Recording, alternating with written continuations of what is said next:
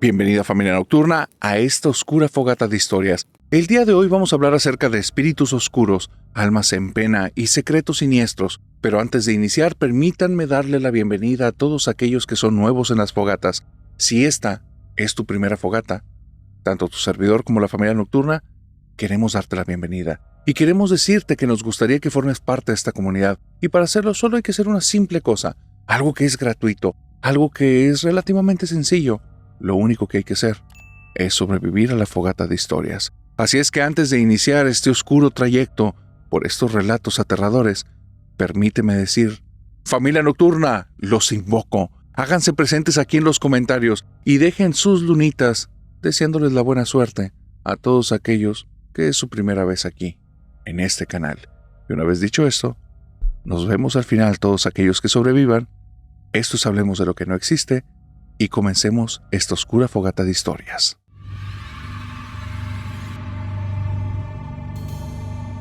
Tony está a punto de hacer el negocio de su vida.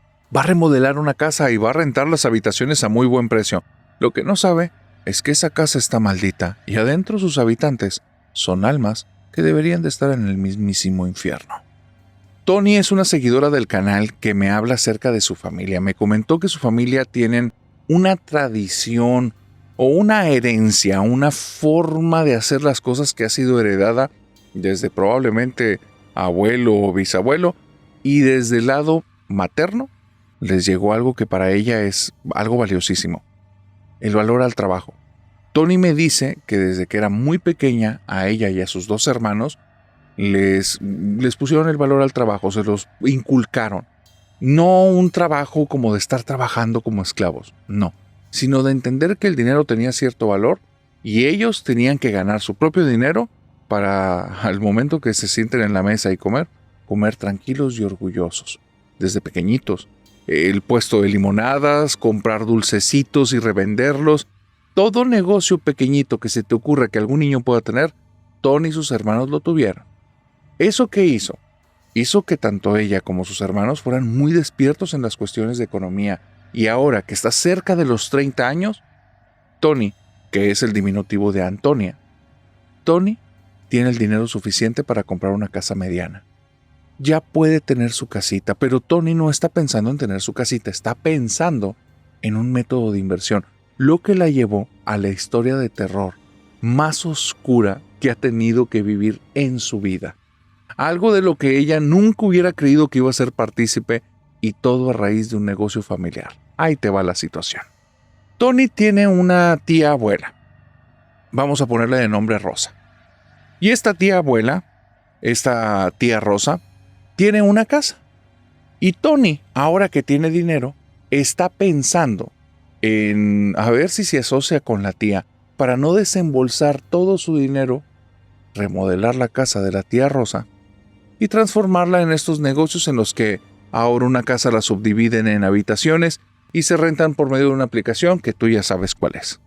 Bueno, fue y habló con su familia, les propuso el plan y desde ahí algo empezó a marchar de forma extraña.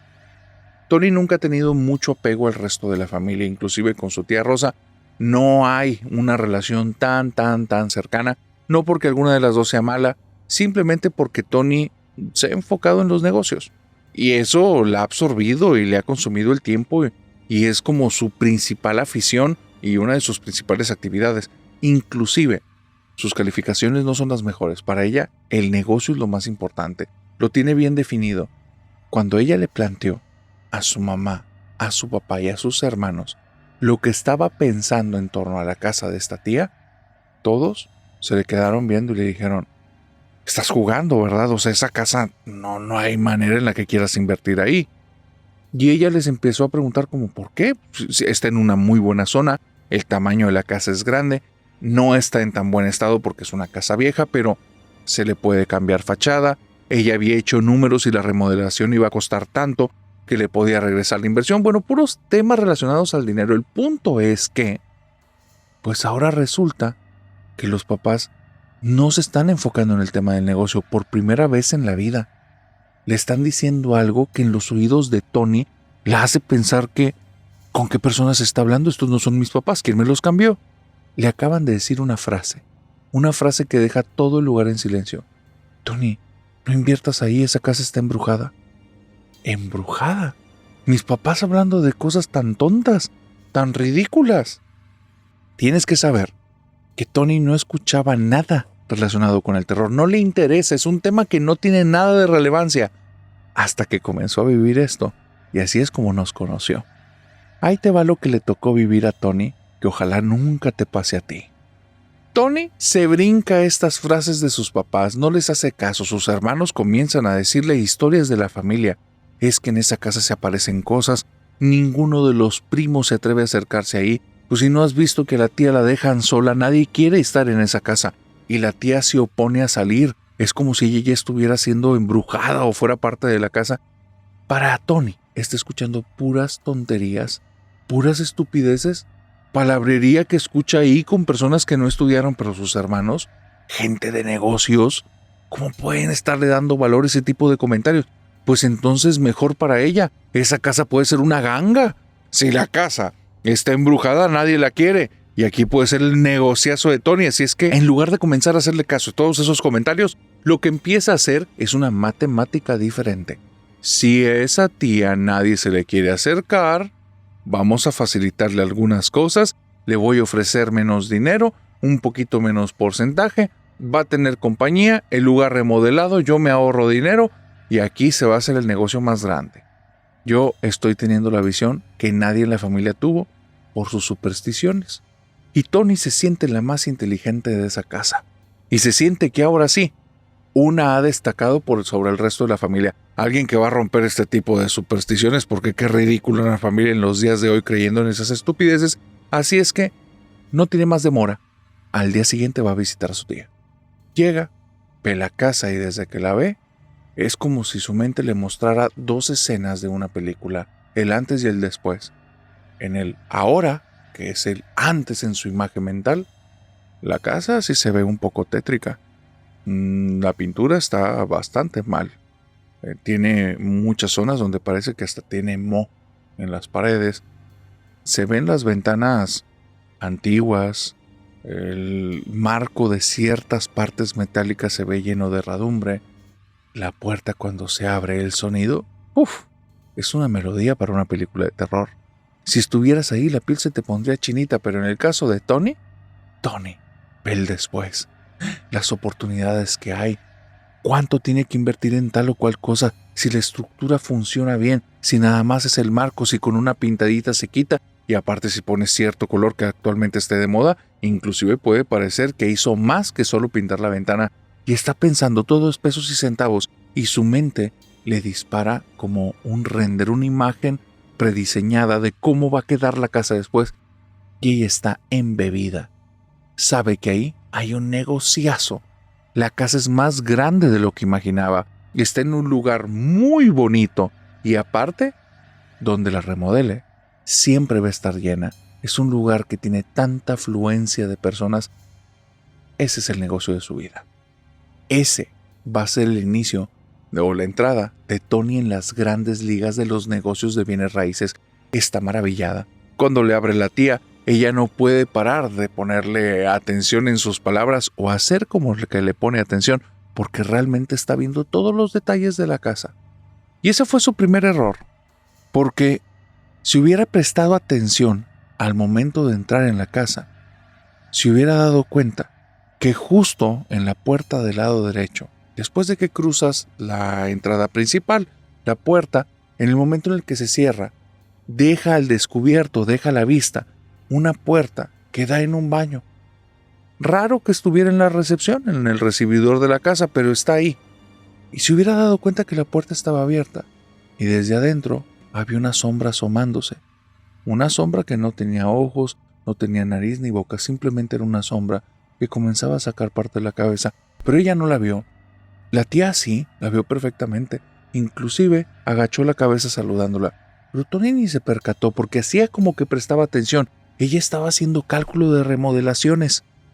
¿Cuánto costará pintar aquí? ¿Qué tipo de madera será esta? Porque lo tendremos que cambiar. Este estilo está viejo. Y simplemente, o con su boca, intentaba hacer una interacción que fuera conveniente. Le decía cosas a la tía como: ay, tía, qué bonita casa, tanto tiempo sin verte, ¿cómo has estado? Y si vieras, a Tony estaba volteando así para todos lados, viendo todos los detalles. Y bueno, ella estaba metida en su negocio. La tía le estaba diciendo: ay, hijita, qué gusto que nos vengas a visitar. Ya nos sentíamos muy solos aquí, yo y mis acompañantes. Qué bueno que viniste. Y entonces Tony, sin prestarle atención a esas palabras que son palabras clave, bueno, pues sigue prestando atención y sigue haciendo su matemática y nada más. Sí, pues ya hace mucho que no nos vemos. Qué bonita casa, qué bonita. ¿No has pensado en remodelarla? ¿No has pensado en hacer negocio? Y la tía diciendo cosas como: no, a ellos no les gusta que cambie las cosas. Les gusta vivir aquí conmigo, aquí vivimos bien. Y Tony no prestaba atención en eso. Es que deberías de pensarlo, tía. Deberías de checar, y volteaba para uno y otro lado porque estaba haciendo cálculos y cálculos y cálculos. Las cosas cambian en esa primera visita cuando sube a la segunda planta. Cuando sube a la segunda planta, conforme va llegando a esa parte de las escaleras que ya son más del segundo piso que de la planta baja, comienza a sentir mucho frío, un frío muy seco. No como abajo de la casa, que era una temperatura normal, temperatura ambiente, cerca de 23, 24 grados, no. Aquí parece como si cada escalón estuviera hecho de diferentes materiales que absorbieran el calor. Porque cuando llega arriba, está tan frío que se tiene que abrazar. Y va caminando y le dice: tía, ¿tienes algún problema con alguna ventilación? ¿Qué casa tan helada? Y le dice: Tony, es que estás haciendo mucho ruido, no les gusta que haga ruido. Sí, tía, deberíamos de revisar la ventilación. Tony no le está prestando nada de atención a lo que dice la tía. Y va caminando y no se mete en las habitaciones, solo está viendo las fachadas. Ya no se quiere llenar de tantos datos. Si se hubiera metido, hubiera visto cómo los compañeros de su tía se están aglomerando en cada una de ellas, porque la energía de Tony parece que los está trayendo, y ella no se está dando cuenta, pero se ve cada vez más cansada, porque las cosas que están ahí parece que les ha gustado la energía que ella trae, parece que se están haciendo a cada segundo un poco más fuerte, parece que no es necesariamente que el lugar esté tan frío, es que Tony se está poniendo cada vez más helada. Las cosas que estaban ahí se estaban alimentando de ella y no se estaba dando cuenta. Poco a poco se empezó a sentir débil, se empezó a sentir cansada, pero como ella estaba lúcida con su negocio, eso le dio, digamos, que cierto shock de adrenalina, hizo que medio se despabilara, y entonces voltea con la tía y le dice: bueno, tía, me tengo que ir. Ay, se siente muy fría esta casa, vamos a tener que revisar la ventilación. Y otra vez con su energía alta: bueno, tía, me despido, déjame bajo rápido, voy a hacer unos cálculos y después te digo para qué vine a visitarte. Tony sale de ahí y la cabeza la tiene con un mar de datos. Tiene que hacer cálculos, no pensaba que estuviera en tan malas condiciones. Ese problema de la ventilación del segundo piso, bueno, va a ser todo un tema. ¿Qué puede ser que esté tan descompuesto que la tía no se haya dado cuenta, y cómo puede vivir en esas condiciones tan heladas? Ay, vamos a tener que revisar aparte. Si así está durante tanto tiempo, probablemente ya no están en buenas condiciones ni las paredes ni el piso. ¿Y cómo estarán los baños? Ay, Dios mío, los baños ya ni los quiero ver. El piso de arriba se veía con moho, se veía un poco más acabado. Bueno, Tony los siguientes 2-3 días va a estar dándole vuelta a todos estos números. Por otro lado, en la casa de Tony, sus papás y sus hermanos están incómodos. En los días en los que ella ha estado tan ensimismada haciendo sus cálculos, han intentado sacarle información. Probablemente los hermanos ya se dieron cuenta de la ganga, del negociazo que está en esa casa. Es lo que tiene en la cabeza Tony. Eso es lo que está pensando. Porque cuando llegaron y le preguntaron: ¿fuiste a la casa de la tía? Ella creía que era para sacarle estos datos. Y les dijo no. ¿Por qué? Sospechando de que se quieren adelantar en el negocio. Ya se lo han aplicado antes. Cuando ella compró unos chicles de sabor frambuesa, después ellos tenían frambuesa, uva y mandarina. No se la van a volver a aplicar. Hay cosas que en los negocios se aprenden. No se le van a adelantar en el camino, así es que no les va a dar ningún dato. Los hermanos no se referían a ningún negocio. Los hermanos le van a confesar días después que la casa se sentía rara. Se sentía exactamente en la habitación de Tony cuando ella estaba como si hubiera más personas, como si estuviera ahí con más gente, y sensaciones no tan agradables, como personas molestas. como un ambiente de gente enojada. Y le preguntaban que si ella no sentía rara la casa. Y decía Tony, quieren empatizar conmigo, quieren que baje mis defensas, quieren que le diga algo de lo que vivía acá. Yo nada más le respondía de manera como si no entendiera de lo que me hablaran. No, yo me siento muy bien, yo estoy bien a gusto. La casa se siente súper bien, está bien padre. De hecho, he estado pensando que qué malas ideas tuve con la casa de la tía, estando en una casa tan bonita. ¿No será mejor hacer aquí el negocio? Y todo eso, narrador, se los decía para desviar la atención del tema. Para que me vieran tonta, para que pensaran que esas ideas que les conté días atrás, que fue un error mío por la cuestión del negocio, ahora creyeran que simplemente eran ideas de una chica. Y no que realmente ya estaba haciendo todos mis cálculos y ya iba a empezar a ejecutar. Iba a empezar a hacer este negociazo en la casa de mi tía. Y narrador, yo creo que no debí haberme ensimismado tanto en el negocio. Tal vez hubiera podido impedir las cosas. Porque todo se fue al infierno después de ese día. Después de ese día tenía ya todos los cálculos hechos. No ocupaba ya nada. Solo necesitaba llegar a convencer a mi tía para que me dijera sí y comenzáramos las remodelaciones. Fui a la casa de la tía. Toqué la puerta, me abrió, no la vi en la entrada, yo supuse que estaba detrás de la puerta, y entonces entré tranquilamente a la casa de mi tía Rosa. Cuando entré, doy unos pasos, la puerta se cierra, y yo voy pensando con números. Entré diciéndole, tía, fíjate que estuve haciendo los cálculos, gracias por recibirme, te voy a traer un negociazo, va a ser algo que no me vas a poder decir que no. Escucho que la puerta se cierra, creo que mi tía es la que le está cerrando, y entonces volteo para decirle, tía, tengo el negocio de tu vida, y me doy cuenta que le estoy hablando la nada. Ahí no está ella. Y me quedo volteando para un lado y para otro, y no hay nadie ahí. Entonces hablo fuerte y digo, tía, ¿a dónde te fuiste?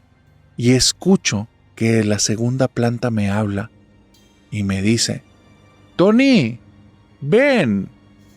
Y entonces le digo, tía, traigo un negocio. Y como si no me hubiera escuchado, narrador, Tony, ven.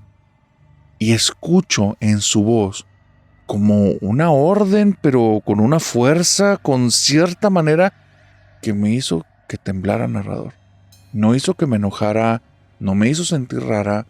Fue como si su voz tuviera algo que entró directamente no a mis oídos, sino a mi espina, y sentí que todo el cuerpo se empezó a enchinar. Toda mi piel estaba chinita y me empezó a dar miedo, no entendía por qué. Tardé como 2 o 3 segundos, cosa que no es normal en mí, en tomar la compostura. Respiré, me puse otra vez en mis 5 sentidos y fue, Tony, si no estás convencida tú, no la vas a convencer a ella. Puse mi mejor sonrisa, me sacudí un poquito y nada más le dije, claro que sí, tía linda, voy para allá. Cada escalón que subí de esa escalera era como descender a un pozo sin fondo, oscuro, en medio de la nada, narrador.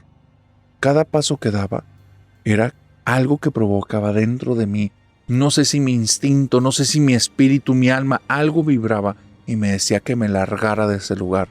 Sentía como si me quitaran pedacitos de mí y solo adentro se hiciera un gran vacío, frío, helado. La temperatura era espantosamente fría y empezaba a darme cuenta que no me sentía con la misma fuerza ni energía que abajo.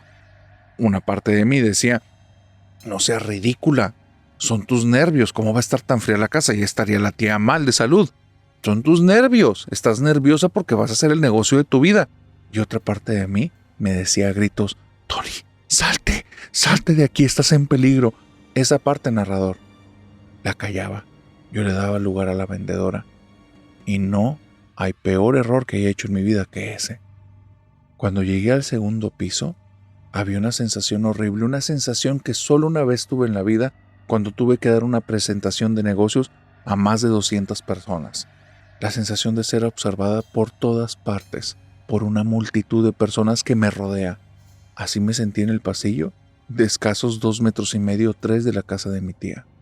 Cada paso que daba era como si una multitud de personas me rodeara y me viera, y volví a escuchar la voz de mi tía clarísima al fondo del pasillo, puerta del lado izquierdo, supongo que es la habitación de ella porque yo no sé dónde dormía, y vuelvo a escuchar, Tony, ven. La voz, narrador, tiene algo. La forma en la que me habla es tan fría, tan quitada de cariño, tan cargada de demanda, de la necesidad de que haga lo que me está diciendo, que no solo me hace sentir ya incómoda, siento un miedo que casi me paraliza. Pero aún así, estoy tan embebida con la idea que ahí está el negocio de mi vida que comienzo a avanzar.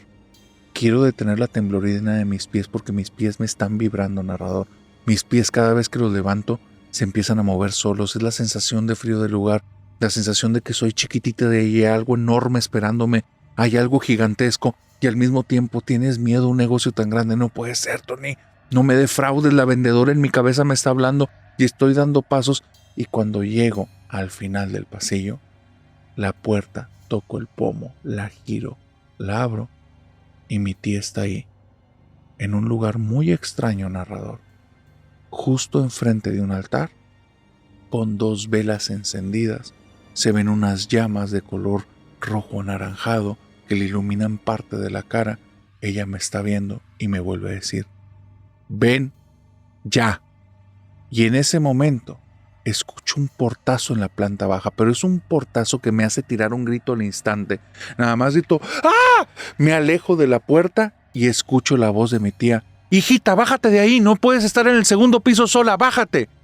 Cuando volteo al cuarto, sí hay una mujer, pero no es mi tía. No te puedo describir el nivel de miedo que sentí, narrador. Fue como estar viendo 2 personas a la vez de uno. No hay forma alguna de describir lo que estaba viendo. Era y no era mi tía, pero cuando no era mi tía, era algo terrible. Era algo que quería parecer una persona. Simplemente empecé a caminar hacia atrás y esa cosa no caminó, se deslizó hacia mí, acercándose hacia la puerta. Narrador, mi tía, una señora de casi 85 años, no sé cómo llegó tan rápido, me tuvo que tomar del hombro, me apretó para poder hacer que tuviera algo de su atención y me dijo en el oído a gritos, porque no la escuchaba. Era como si me hablara muchas habitaciones de ahí. Tony, reacciona, Tony, te tienes que bajar, sal de la casa ya. No sé cómo llegué abajo. Lo único que recuerdo es estar afuera de la casa de mi tía sentada temblando y mi tía diciendo, por favor no vuelvas a venir aquí nunca. Esto pasó hace un tiempo, narrador. Y desde entonces sé que lo paranormal sí existe y me ha tocado ver tal vez un pedacito del infierno. ¿Y tú? ¿Te atreverías a ir a esa casa?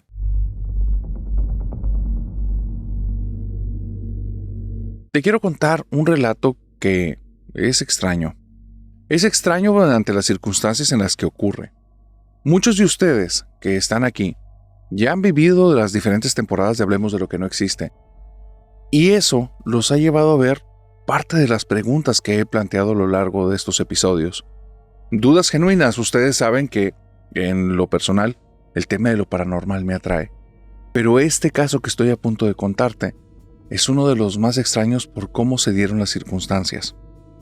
Esta es la historia de Gabriel Suárez, y lo que le ocurrió es algo que a muy pocos les pasa, y más de esta manera.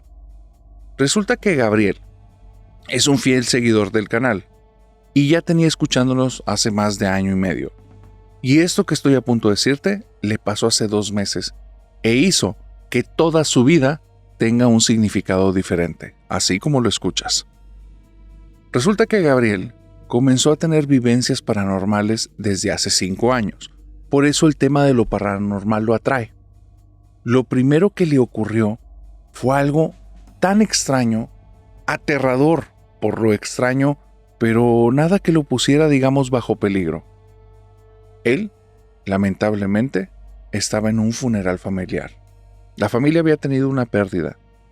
Una tía que todos querían mucho, que no sé si es una tía de sangre o una tía de cariño, independientemente, era una persona con la que él tenía un nivel de afecto importante y toda la familia tenía un apego con ella fuerte. Te digo esto porque el funeral te lo puedes imaginar. Muchas personas tristes, vestidos de negro, muchas personas llorando. Se escuchan lamentos en el lugar en el que están. No es nada paranormal, es el dolor de la pérdida. Y ahí hay familiares, hay hijos, hay hermanas, hay parejas, hay de todo tipo de relación. Y si prestaras atención en los sonidos del lugar y en las conversaciones, Escucharías comentarios como: es que era tan linda persona. Sí, ella siempre nos quiso mucho. ¿Te acuerdas los detalles? Y por ahí uno que otro recordando anécdotas, por uno allá otro que otro recordando anécdotas tan fuera de lugar que escucharías también de repente una carcajada y el resto de personas intentando hacer que ese sonido no se propague más para que los demás no lo sientan como un insulto. Pero es de esos momentos en los que lleva a recordar, te lleva a entrar en un profundo contacto con la fragilidad que tenemos como seres humanos y también, lamentablemente, hace que entres en contacto con el dolor. Rostros desencajados, caras de personas en las que se ve que llevan días sin dormir por la preocupación y ahora una combinación entre culpa, dolor y cansancio. Pero Gabriel no está así. Si estuvieras por ahí caminando, él te llamaría la atención. Gabriel está diferente. Gabriel en ese entonces creo que tiene alrededor de 16, 17 años. Te llamaría mucho la atención porque tiene la boca abierta y los ojos abiertos, está así. Está impactado. La gente que pasa alrededor de él no le presta tanta atención porque al final están tan ensimismados en sus emociones que eso le ayudó mucho para no ser el bicho raro. Él estaba viviendo una experiencia totalmente diferente a la de los demás. Mientras todos en ese momento recordaban a la tía, él la estaba viendo ahí, de pie, justo al lado de su ataúd. Y ella se estaba observando a sí misma. Y su rostro era un rostro como libre de expresiones, como una cara relajada, la piel más pálida de lo normal, y llevaba la misma ropa que tenía dentro del ataúd. Para una persona de esta edad, no es fácil digerir esa situación. De hecho, al principio no entendía lo que estaba viendo y creía que tal vez estaba medio alucinando porque él quería mucho a su tía. Pero cuando la tía volteó y se le quedó viendo y comenzó a caminar hacia él, se empezó a llenar de miedo, de angustia, de emoción. No sabía si era una broma que habían preparado todos y en ese momento se iban a soltar una carcajada y le iban a decir que lo estaban grabando. No entendía qué carajos pasaba. Cuando la mujer se acerca, se pone de rodillas y lo ve directo a los ojos y simplemente desaparece frente a su mirada, él no puede cerrar ya la boca ni cerrar los ojos. No entiende qué carajos acaba de pasar. ¿Quién sabe cuánto tiempo estuvo así? Porque la boca estaba seca y los ojos le dolían. Cuando ya parpadeó y se salió del lugar, no se atrevió a decirle a nadie. ¿Por qué? Porque era obvio que nadie lo había visto. Era obvio que nadie tuvo esa experiencia. Papá y mamá y su hermana ni están cerca de él. Están allá con la familia. Él se siente como el bicho raro. ¿Será acaso que algo en la cabeza ya dejó de funcionar bien? ¿Será acaso que algo tenía el café que tomó ahí de la funeraria? ¿Será que tuvo una alucinación? Verdaderamente acaba de ver a su tía, que vio minutos atrás adentro del ataúd, afuera viéndose a sí misma y caminando hacia él y desaparecer ante sus ojos. Dudas y preguntas que durante las noches lo van a atormentar. Los siguientes días son los mismos sueños. Él está en el velorio y es la peor pesadilla del lugar. Todos los de ahí ya no son más familiares, son puros Gabriel. Gabriel sentado, Gabriel niña, Gabriel anciano, son puros Gabriel. Y todos ven a la tía y todos comienzan a expresar sus diferentes emociones, desde un grito aterrador, desde un llanto, desde alegría. Y él siente que se está volviendo loco. Él siente como si su cerebro fuera un cristal que se estuviera rompiendo en 1000 pedazos porque no logra entender ni descifrar qué fue lo que pasó. De cierta manera, el ser humano se adapta a estas cosas. Como no están pasando de manera continua, su cerebro de alguna forma le deja una forma sencilla de escaparse. Te lo inventaste. Tal vez ni siquiera pasó, te estás acordando de un sueño que tuviste. Y son ideas que lo ayudan a mitigar esa situación y de cierta forma le permite masticar las circunstancias. Los siguientes días son más sencillos. Tu cerebro ya no piensa en eso, no lo está recordando las imágenes, los piensa como una película y es la cosa más satisfactoria del mundo. Eso no pasó, eso no fue verdad, me lo inventé. Fue una idea que tuve, creo que lo imaginé. No, claro que no, en el velorio yo estaba triste, lo demás no me acuerdo. Y son cosas que le empiezan a ayudar para hacer capas y capas y capas que le impidan llegar a ese recuerdo. Muchos pensamientos en torno a esa situación y van a pasar 2 años. 2 años en los que ese tema queda debajo de tantas capas que se olvida. No es un tema que queda a flor de piel, no es un tema del que quiera conversar con nadie, es algo que el cerebro desea olvidar, porque fue tan impactante que le generó algún tipo de herida en la mente. Y era tan difícil de manejar que era mejor ya no tener contacto con eso. Por eso los siguientes 2 años son 2 años muy tranquilos. Ese recuerdo no está.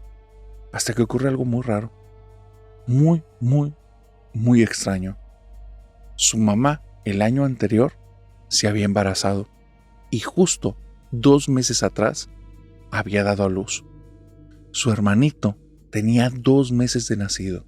Y un día que recibieron unas visitas ahí en la casa, él se arregló bastante más tarde, sabía que a su hermanito le habían dado de comer un poquito más temprano para que les dieran un espacio de tiempo, y a él lo habían dejado en su habitación. Lo dejaron con la puerta abierta, lo dejaron con una camarita, y ellos estaban abajo como monitoreándolo. Él baja, ve la habitación del hermano y se topa con una escena que lo deja helado. En la habitación, que se supondría que está la cuna vacía, hay 2 personas. A una la conoce perfectamente. Hace 2 años, su mente se encargó de enterrarla en lo más profundo de su inconsciente. Esa tía, vestida de luto, está en la habitación de su hermano. Y hay otra persona ahí, un tipo con una gabardina y un sombrero extraño, y él se está agachando en la cuna y está cargando al bebé. Y Gabriel grita, ¡No, no, no, mi hermanito! Y donde grita se acerca y la puerta se le cierra en la cara. Lentamente, pero se queda totalmente cerrada, no la puede abrir. La familia no entiende qué pasa, vienen corriendo, suben a la habitación y él les dice, es que hay un hombre con una gabardina. Tranquilo, hijo, ¿de qué estás hablando? Nosotros lo estamos monitoreando. Vi a un hombre en la habitación, mamá, allí había unas personas, mi hermanito está en peligro. Y lo abraza a la mamá y le dice, Gabriel, tranquilízate, no pasa nada, que no me estás haciendo caso, que hay alguien ahí, mamá, hay una persona que está con mi hermanito, mamá, por favor, le va a hacer algo. Ay, hijito, tranquilízate, por favor, y escúchame. Su mamá era como si le estuvieran hablando de otro tema. Gabriel no podía entender cómo ya no se ponía en alarma. Es más, olvídate de cosas paranormales. Alguien se metió y está en la habitación en la que no debería de haber nadie. No, la mamá, totalmente fría. No lo está tratando como un loco. Es diferente lo que lo está haciendo. Es como con mucho cariño y empatía, como diciéndole, ay, chiquito, tú no entiendes de esto. Luego te explico. Y eso lo hace sentir con dolor, con rabia, confundido. Voltea a la puerta, comienza a golpear la puerta y su papá va y lo detiene y le dice, basta. Voltea con la esposa, Gloria, por favor. Gloria se acerca a la puerta, se pega a la puerta, dice algo que Gabriel no entiende y entonces la puerta se abre tranquilamente, el niño está en la cuna, no hay nada ahí. Y Gabriel está que no lo entiende nada de esto. ¿Qué es lo que acaba de pasar? Mis papás actuaron raro, la habitación está sola, la habitación se siente helada, yo me siento frío, se me está bajando la presión, me siento mal. Y entonces su papá lo agarra, lo abraza, le dice, tranquilo, hijo, tranquilo. Papá, te juro que yo vi, te creo, tranquilo, tranquilízate. Si quieres, vete a tu cuarto a descansar. Pobre Gabriel, el recuerdo más extraño que había tenido en toda su vida. Esa situación con su tía en el velorio, ahora era nada. Nada, ahora tenía algo que le competía y lo superaba por mucho. Y el otro recuerdo surgió feliz, alegre, orondo. Y se le plantó enfrente otra vez, y ahora ya no lo podía olvidar. Estas cosas en la noche lo atormentaban. Y cuando te digo estas cosas, no son las cosas que estaban en la habitación de su hermano. El recordar, el tener otra vez estas escenas tan reales, tan vívidas. El ver a su tía, y su tía en vida fue una persona hermosa, y la veía normal, pero ella ya está muerta en una tumba, bajo varios metros y capas de tierra. ¿Qué carajos está haciendo ahí? ¿Qué carajos está haciendo en su casa? ¿Por qué no lo deja tranquilo? ¿Por qué no puede tener una vida normal? Empieza a ensimismarse. Su papá y su mamá intentan hablar con él, y los siguientes meses es una lucha tremenda para que él no se encierre tanto. Y le comienzan a decir cosas como, hijo, tranquilo, son cosas que pasan, vivimos en un mundo extraño, vamos, no te tomes las cosas tan a pecho, mira, tu hermano está perfectamente bien. Gabriel llega un momento en el que ya ni tiene palabras para expresarse. No sabe cómo decirle a mamá, ¿y por qué carajo reaccionaste así? ¿Y qué le dijiste a la puerta? ¿Y por qué no se asustaron conmigo? ¿Quién carajo son ustedes? ¿Qué está pasando? No hay palabras. Todo está hecho bolas en la cabeza, en su corazón. Está muy extraño. Y van a pasar otros 2 años. Y va a estar muy cerca de estas fechas. Tal vez un año antes de este momento. Un poquito más, un poquito menos. Y de cierta manera, aprende a seguir adelante, pero ya no es tan fácil como la primera vez. Ya tiene una personalidad un poquito diferente. Él se sobresalta un poco, se siente como una persona nerviosa en ocasiones. Siente que su nerviosismo es el que lo hace que ciertos lugares lo hagan sentir muy incómodo. Se da cuenta que desarrolla como un tipo de personalidad en la que se obsesiona con ciertas cosas. Si un lugar tiene cierto aroma, prefiere no estar ahí. Si una persona le da cierta vibra, prefiere no estar cerca. Y él está diciendo, tengo un problema mental. Me inventé esas cosas. Yo estuve teniendo alucinaciones. Él está buscando de manera continua ir con algún psicólogo y psiquiatra y papá y mamá se lo impiden. Y eso es muy cuestionable, totalmente, independientemente de lo que te voy a contar aquí. Si estás en esa circunstancia, te recomendaría ir con algún psicólogo o un psiquiatra para que te pueda orientar. En este caso, no se lo permitían y él sentía simplemente que la vida lo empezaba a asfixiar. Hasta que un día pasó algo muy extraño, algo con lo que su mente ya no podía venderle más ideas. Estaba solo en su casa, y estando allí en la casa, escuchó unos pasos que venían de la habitación de su hermana. Pero la casa estaba vacía. Papá, mamá, su hermanito y su hermana habían salido a un viaje a visitar a unos familiares fuera de la ciudad. Él se había quedado solo y se habían ido desde ayer. Escucha esos pasos. Él está seguro que no puede ser nadie que haya entrado. Su casa es muy hermética, es muy segura. Hubiera escuchado si alguien intentaba entrar, aparte de los sistemas de seguridad. Va caminando por el pasillo. Quiere saber, porque de cierta manera la incomodidad, el miedo, pero también ese interés de saber qué está generando ese ruido, la curiosidad lo llamó. Abre la puerta de su hermana y simplemente ve a un anciano, un hombre que jamás en su vida ha visto. Un tipo alto, que va vestido de traje, muy elegante, como si fuera para una fiesta. Un tipo de traje, un tipo de corte antiquísimo. Este hombre se ve con un porte como si fuera una persona de algún nivel de clase social muy alto. Y está parado y se le queda viendo extraño. Voltea hacia la esquina del cuarto de su hermana, comienza a caminar hacia la esquina y como si ahí en lugar de una esquina estuviera algún tipo de pasillo, se mete y desaparece ante sus ojos. No entiende lo que acaba de ver, simplemente lo expresa y dice, me terminé de volver loco. Se sale de la habitación de la hermana y cuando llega a la sala está rodeada de sombras. El sillón en el que estaba hay sombras enfrente, la pared donde está el televisor está toda llena de sombras de personas, diferentes tamaños, gente alta, gente chaparra, personas que evidentemente si estuvieran vivas, si tuvieran colores y formas, serían las de niños. Y está lleno el lugar.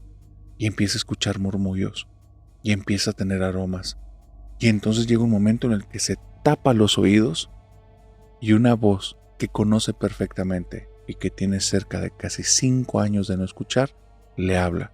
Pero es como si no le hablara a los oídos, le habla como su corazón, a sus orejas, a su mente, algo.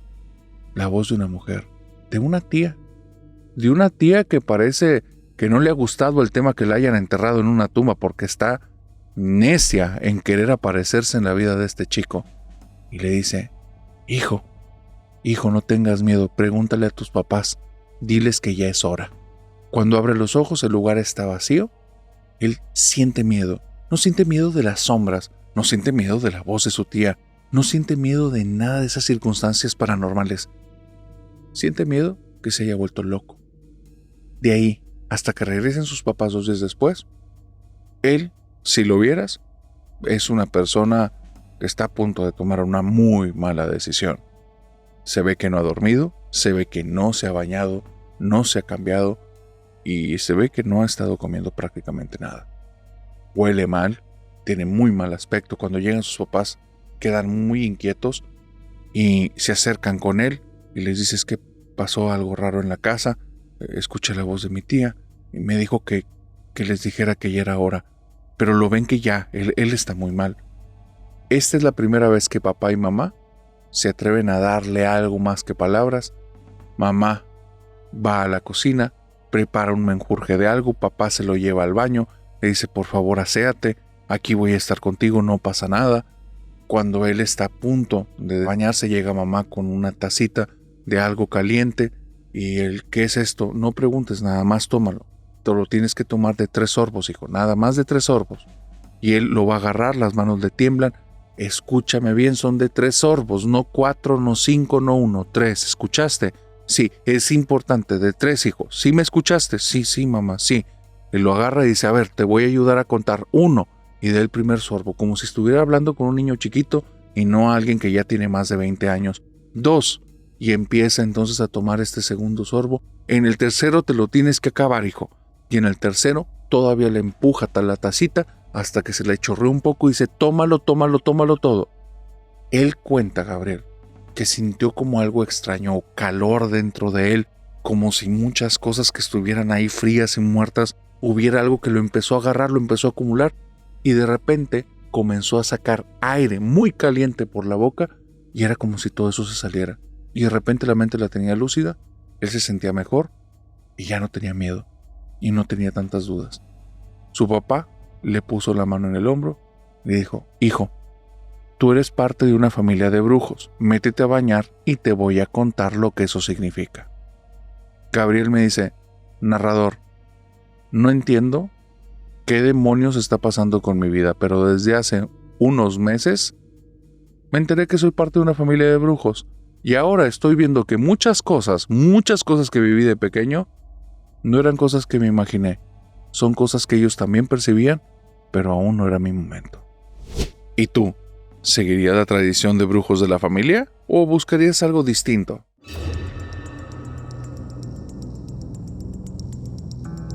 Esta historia pasada que te conté me lleva a uno de los mensajes que me han mandado que traen una historia bastante atípica.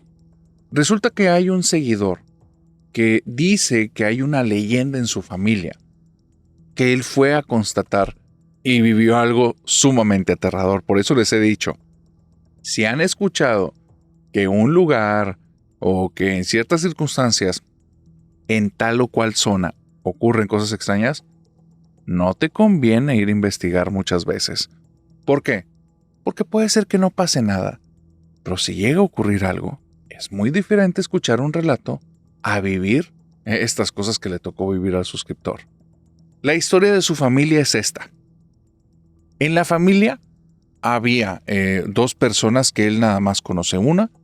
Creo que es una tía abuela, es una persona ya bastante mayor. Y esta persona, de nombre, vamos a ponerle Gertrudis, tenía una hermana que se llamaba Asunción. Ella y Asunción eran 2 hermanas que tenían una relación como muy bonita, muy unida. El tema es que hay una tragedia familiar cuando justamente Gertrudis es muy pequeña y tiene alrededor de 6-7 años. Su hermana Asunción, que era mayor que ella, tiene un accidente, no sé los detalles, pero pasa mejor vida. A partir de ahí, la vida de Gertrudis no fue la misma. No solo perdió a su hermana, perdió a su confidente, a su mejor amiga, a la persona que era la compañera de sus aventuras.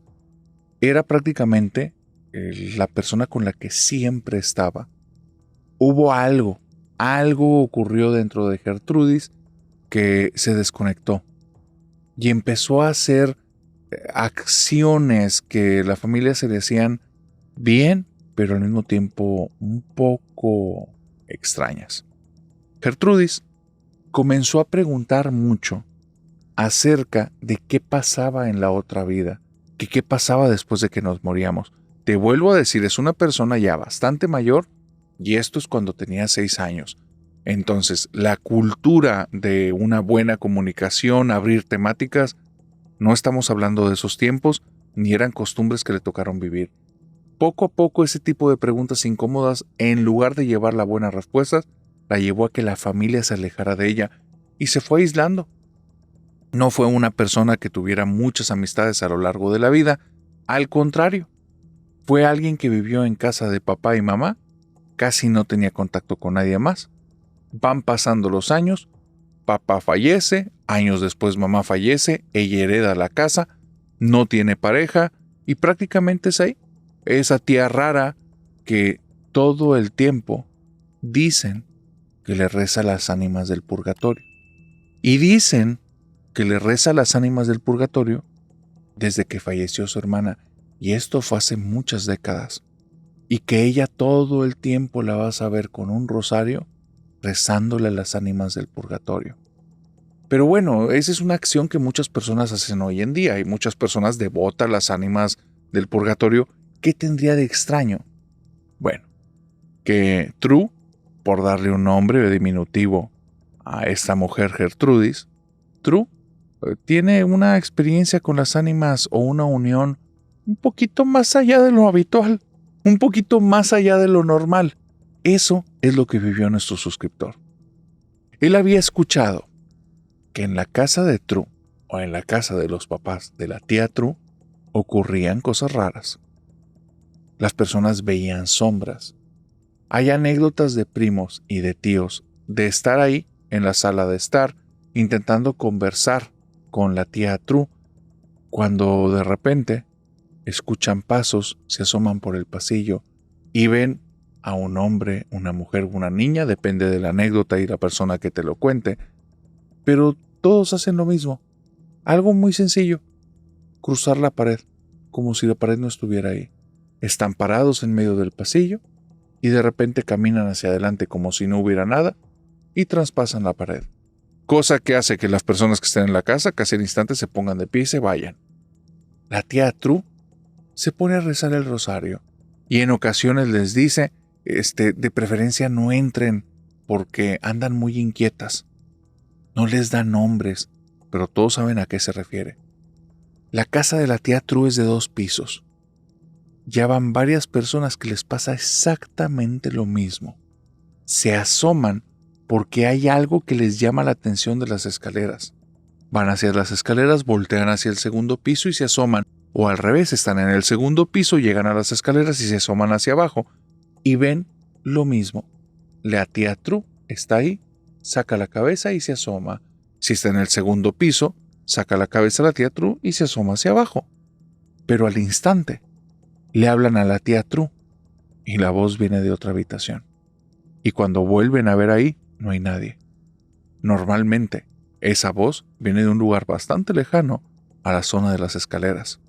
Las personas tienen dudas de qué es lo que está ocurriendo. Ya van tíos y tías que hablan acerca de que han visto a la tía True salir de la cocina sin llevar nada en la mano, sin dirigirse a ellos ni nada, y caminar directamente a su habitación hasta que se percatan que no había ruido, que no estaba haciendo ruido al caminar. Y la tía True le gusta utilizar cierto tipo de calzado, unas chanclitas, que dejan un sonido bien particular que todos lo reconocen al instante. Hay un sonido en esa casa repetitivo que si estás ahí, sabes quién lo está haciendo. Y ahí, mientras caminaba a su habitación, no había ningún ruido. Entonces les llama la atención, se asoman al pasillo, se van acercando a la habitación de la tía True y le dicen, tía, ¿estás bien? Y cuando se asoman, la habitación está vacía, solo para voltear y ver que la tía apenas viene entrando a la casa, justo por la zona de la cocina. Cosas raras pasan en esa casa, cosas muy extrañas. Este seguidor quería ir a comprobar, quería saber si eso de lo que estaban contando esas leyendas familiares verdaderamente existían. Aparte, nadie sabe la versión de la tía True. Nadie tiene el por qué ocurren estas cosas y qué tiene que decir al respecto. Entonces se dio la tarea de investigar.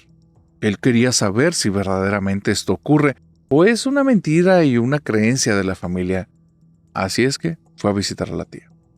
Cuando llegó, la tía lo recibió, tenía mucho tiempo sin verlo, prácticamente él se tuvo que presentar como si no la conociera de nunca, y ya le dijo, tía, soy José Luis por poner un nombre, soy José Luis, hijo de tal y tal, y ella sí, claro que sí, mijito, tenía mucho sin verte, ¿qué se te ofrece?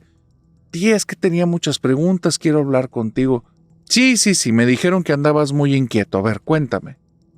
Y desde ahí José Luis se le hizo medio extraño. El seguidor dijo, ¿a quién te dijo que estaba muy inquieto? Pero no se lo expresó. Podía ser algo medio grosero. Así es que nada más dejó que las cosas fluyeran, pero ya iba sintiendo que esto no iba a ser algo tan habitual o tan normal, y tal vez la leyenda sí se basaba en algo real. Tenía sus dudas, quería confirmarlo. Entra en la casa, comienza una conversación muy rápida. Tía, ¿cómo has estado? ¿Qué necesitas? Todo bien, mijito. Cuéntame qué es lo que me quieres preguntar. ¿De qué, tía? Andas muy inquieto, me han dicho. ¿Qué es lo que me quieres preguntar? Tía, ¿hablas con las ánimas del purgatorio? Sí, aquí me acompañan. ¿Qué pasó? No, pero en serio, tía, o sea, ¿le rezas a las ánimas, hablas con ellas? Sí, mijito, le rezo a las ánimas y están conmigo. Aquí están, ¿qué pasó? Pero tía, o sea, tú me estás diciendo eso como algo en lo que tú crees. No, mijito, yo te digo esto como algo de lo que tú no ves. Aquí hay unas ánimas y nos están acompañando. Las ánimas del purgatorio les rezo para liberarlas. Y dice, ¿pero por qué haces eso, tía? No lo entiendo y yo no veo nada aquí. Sí, mijito, tú no las ves, yo sí las puedo ver. Pero tienes más preguntas, ¿qué es lo que quieres saber? Pues, ¿por qué haces eso? Ah, porque cuando era niña, sí sabes que se murió mi hermana. Pues mi hermana, después de que se llevaron el cuerpo, su espíritu se quedó en la casa y no se quería ir. Y quería seguir jugando conmigo y a mí al principio me daba mucho miedo, mijito. Pero después entendí que ella estaba perdida, que ella por alguna situación se estaba quedando en la casa y comencé a preguntar a las personas, pero nadie me supo decir qué hacer. Me tomaron por loca y yo lo entendí. Así es que empecé a buscar en personas que fueran como más religiosas y un padre me llevó una monjita, la monjita me llevó otro padre. Fue hace tanto que ya no me acuerdo de los nombres de nadie. Al final hubo alguien que sí sabía y me dijo, rézale a las ánimas benditas del purgatorio y entre ellas meten tus oraciones a tu hermana. Y también, si tienes oportunidad, dile continuamente a tu hermana que tiene que irse ya con Dios, que no se quede aquí. Y lo hice, mijito. Y como 2 meses después mi hermana ya no estaba. Pero parece que mi hermana le dejó las puertas abiertas a alguien más porque a partir de ahí, cada rato llegaban personas de uno y otro lado que yo nunca he conocido, pero pues me vienen a visitar. ¿Qué más preguntas tienes, mijito? Y entonces, pobre José Luis, siente que está hablando con una persona demente. Una persona que te habla con ese nivel de claridad y con ese nivel de tranquilidad de cosas que absolutamente son mentira, pues es una persona que está loca. El problema es que ya llevan un buen rato platicando. La conversación fue bastante más larga de lo que yo te lo estoy diciendo y él se da cuenta que ya está a punto de anochecer. Y le dice, tía, ¿me permite pasar aquí la noche en la casa? Y le dice, sí, mijo, pero te van a asustar. Son bromistas. Algunas de ellas son curiosas, otras te van a ver. Si tú no tienes problema y entiendes que no te van a hacer nada, usted quédese, pero ya te lo advertí. No me andes despertando en la noche que yo ocupo dormir bien y estoy grande. José Luis se va a acostar. Palabras de una loca. Va a poder comprobar que la pobre tía, bueno, pues a esta edad, ya es una persona que cree lo que cree y hay que respetarla, hay que dejarla. José Luis es el que está viendo que, bueno, mira, te habla con mucha claridad. Son ideas. Entra en la habitación, cierra la puerta, se acuesta en la cama. Y no se hicieron esperar mucho. De repente, en el baño de su habitación, comienza a haber ruido. Movimiento, como si hubiera una persona secándose con una toalla. Abre la puerta del baño. El baño está vacío, no tiene ninguna toalla. Pero hay algo bien extraño. El espejo está todo lleno de vaho, como si alguien se acabara de bañar con agua caliente. Se le queda viendo al espejo y entonces ve que justo detrás de su hombro se asoma algo. Se asusta al instante, te lo puedes imaginar. Voltea, no hay nadie en la habitación, él está solo. Tal vez el loco es él, ¿no? Porque ahí no hay nada. Nada que lo pueda corroborar con los ojos. No quiere voltear al espejo. No quiere voltear al espejo porque ya esto se está poniendo muy extraño. Así es que mejor voltea hacia abajo, estira la mano, agarra el pomo de la puerta, cierra el baño, se va a acostar en la cama y cuando está acostado en la cama, escucha una respiración en la habitación. Una respiración que está dentro de la habitación, no cerca de la habitación. Eso le eriza todos los pelos del cuerpo, le da mucho miedo, porque siente que la respiración se está acercando poco a poco. Y es una respiración profunda.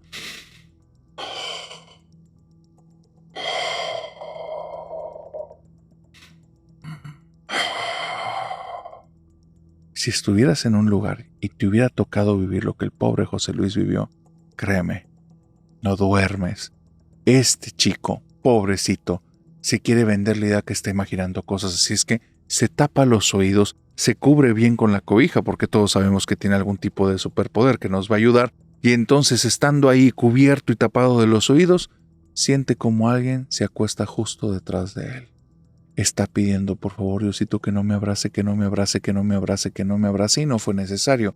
Sentir un aliento que le daba justamente aquí en la nuca fue más que suficiente. Se paró de un grito, y después de eso sale de la habitación y se va corriendo. Alguien le puede estar jugando una broma. Sabe que no es así. La habitación estaba vacía cuando salió. La cama estaba vacía cuando se levantó de un brinco. Ahí no hay bromas. Ahí hay ánimas. Ahí hay almas en pena. Se va caminando a la habitación y ahí con la tía Tru se acerca y comienza a escuchar que ella está rezando. No la quiere incomodar, pero quiere entrar y quiere tener compañía con ella. Así es que pretende poquito a poquito acercarse ahí donde esté rezando y sin preguntarle se le va a pegar y se va a poner a rezar con ella. Así es que abre lentamente la puerta para que no se haga más ruido, no llamarle la atención, no asustarla. La tía ya es grande y le pidió que no hiciera escándalos. Así es que donde termina de abrir, se queda helado. Porque la tía tiene un altarcito con una cruz, algo 100% católico, ahí en su habitación. Son las creencias de la tía. Y ella está hincadita, tiene las manos agarradas, se ve perfectamente que lleva un rosario. El problema es que del lado izquierdo de ella hay 3 personas que están de pie. 3 personas que se ven raras porque se les ve muy bien de la cabeza hasta un poquito abajo del busto, pero ya no se le ven las piernas a ninguno de los 3. Un hombre con un bigote, una mujer chaparrita y una niña. Y ahí están. Y se le quedan viendo ahora a él. Él lentamente comienza a cerrar la puerta como si nunca hubiera estado ahí. Empieza a caminar por el pasillo, se da cuenta que la puerta de la casa está cerrada, y así es que nada más entra en su habitación, se persina y comienza a rezar el resto de la noche hasta que llegue el alba. Una vez que en la habitación entran los primeros rayos de sol, sale de la habitación, la tía muy linda le tiene preparado un desayuno, y él no puede probar bocado, y nada más le dice: tía, ¿cómo hago para que ya no me vayan a molestar después? Y la tía, como un detalle muy lindo, que al día de hoy siente que es como algún tipo de broma pesada, le entrega en una cajita linda con un moñito, lo que abre y se da cuenta que es un rosario. Y se rézales como yo. Te acompañan, te acostumbras. ¿Y tú? ¿Te atreverías a pasar una noche en la casa de las ánimas del purgatorio?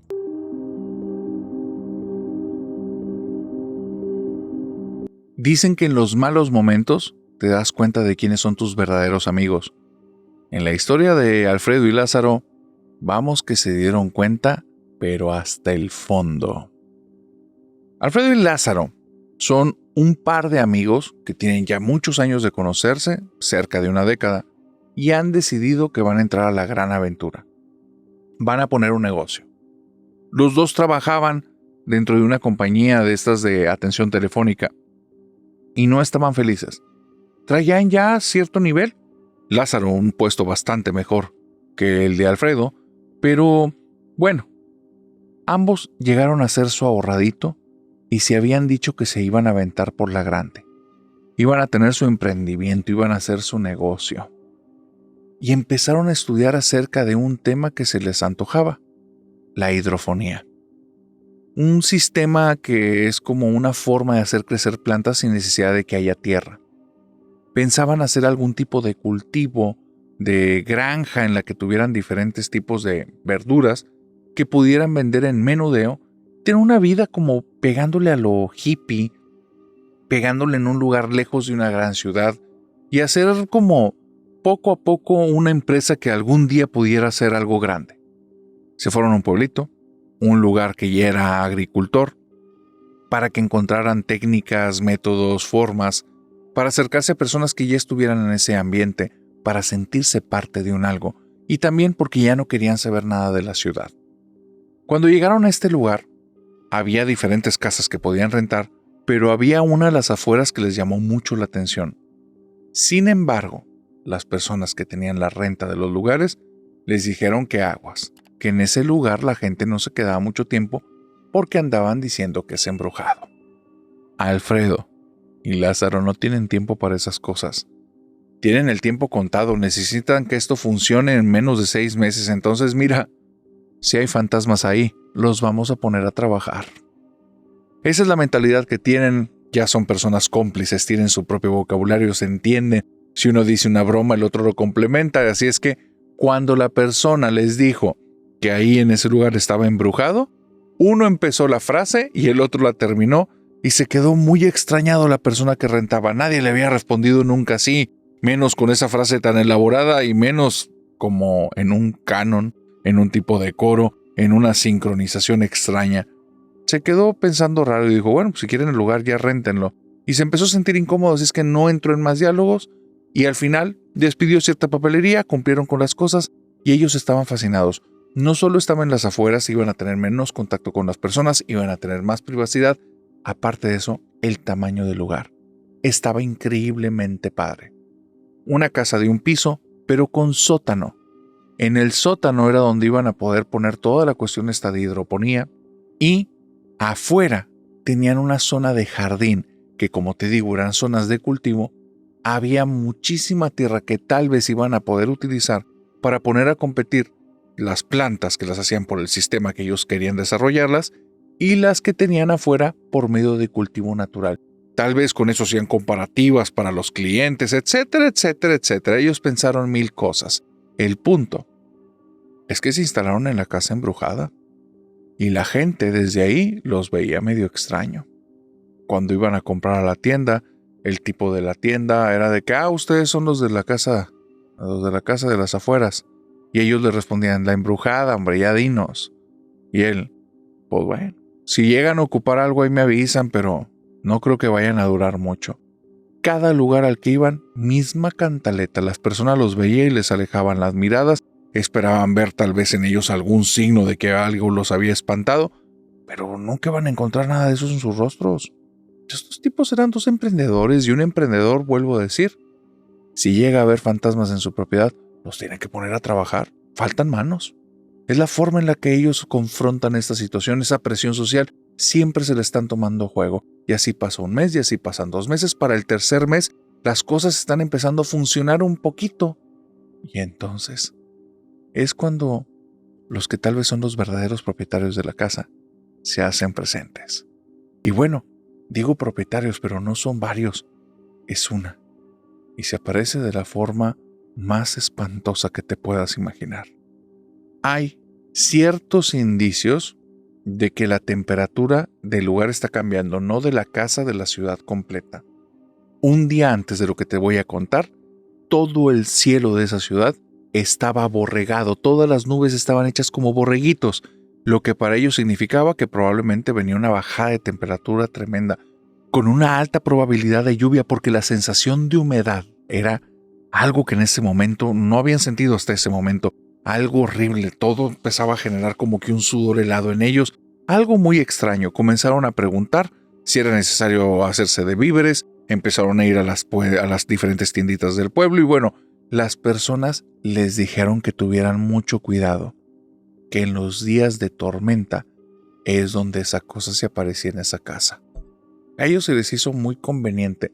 No han buscado desde el día 1 estas personas que nos vayamos.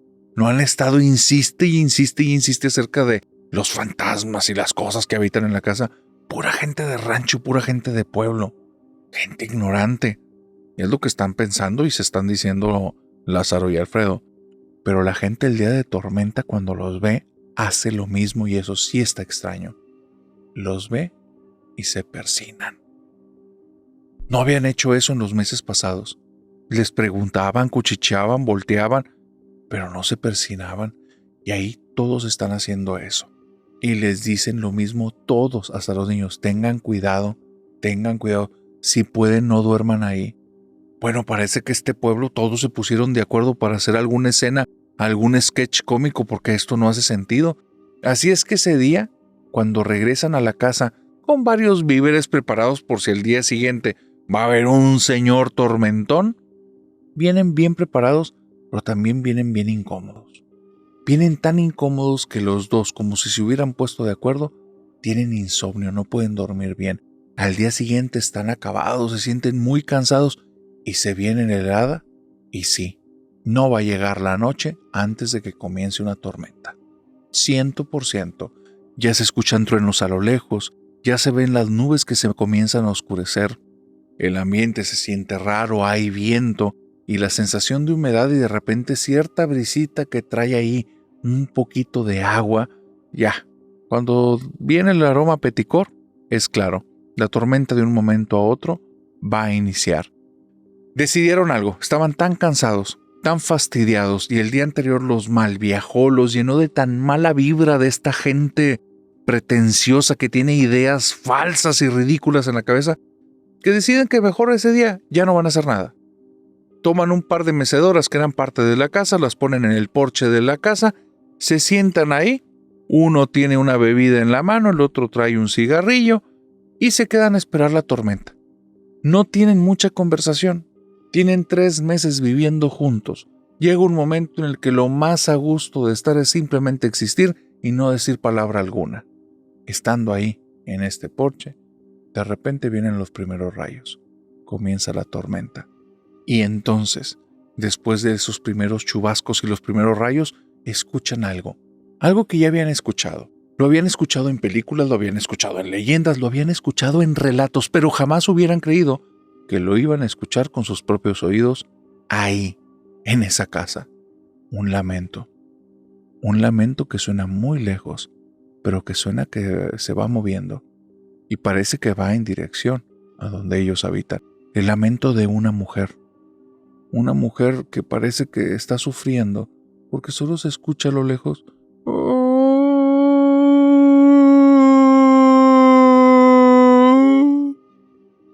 Es un lamento que primero les pone la piel de gallina, pero después voltean a verse y hasta sonríen. Y es como, ¿estás jugando? Mientras están viendo ellos, comienzan una serie de relámpagos que hace que el lugar entero se vea ya muy macabro. De repente se oscureció, las nubes son sumamente oscuras, ya es bastante tarde, todavía no es de noche, pero por las nubes y el tipo de clima se ve bastante más oscuro, y los relámpagos empiezan a hacer que todo se llene de luz y sombras a la vez. Algo que, con las sensaciones que ellos tienen en ese momento y el desgaste del día anterior, no es nada agradable. Así es que con el último ruido, el último estruendo del último relámpago, cerraron los ojos, voltean a verse, y es entonces cuando Alfredo ve que Lázaro está boquiabierto, volteándose al frente de la casa. Y nada más le señala, como diciéndole, ve ahí, voltea para allá. Tiene su mano apuntando con el índice hacia adelante y lo está moviendo de manera repetida. Entonces, Alfredo voltea hacia el frente y ahí, afuera de la reja, hay una mujer descalza, con ropa blanca, totalmente empapada. El cabello es negro, le cubre parte de la cara y tiene todo entre empapado y sucio.